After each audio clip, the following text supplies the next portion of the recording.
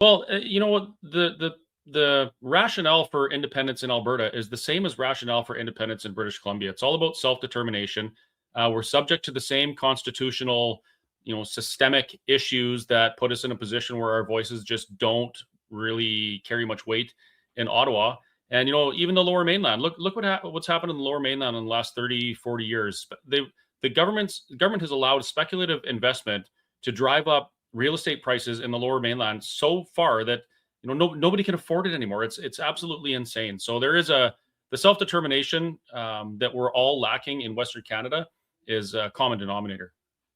Yeah, well, and I like to regularly remind people who, might not be political weenies like me or as old as me, is to remember in the late 80s and the early 90s, lower mainland BC actually had a lot of conservative strength. There were a lot of Reform Party members who were just a Western Canadian party at that time, and they were holding seats out in the Vancouver area and down in that part of the world. Like, it's just a matter, I think, of organization. I mean, when people are hurting, as you said, with housing prices and everything else going on, we shouldn't write off the potential for support down there, lower mainland BC. Right. And even going back a little further, you know who Elmer Knutson is, Corey. Elmer Knutson had pretty successful meetings in Vancouver, on Vancouver Island, and in other places in British Columbia in the early '80s, prior to the repatriation of the Constitution.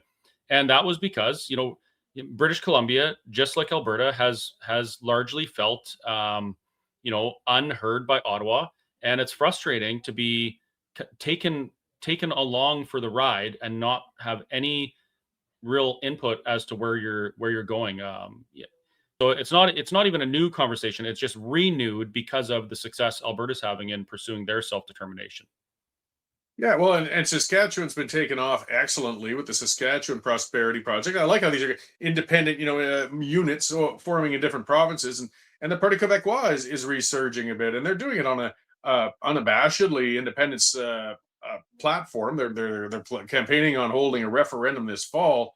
Do you think the federation is finally perhaps reaching its end days? Like, it just can't seem to hold it together. We got cracks forming all over from east to west now.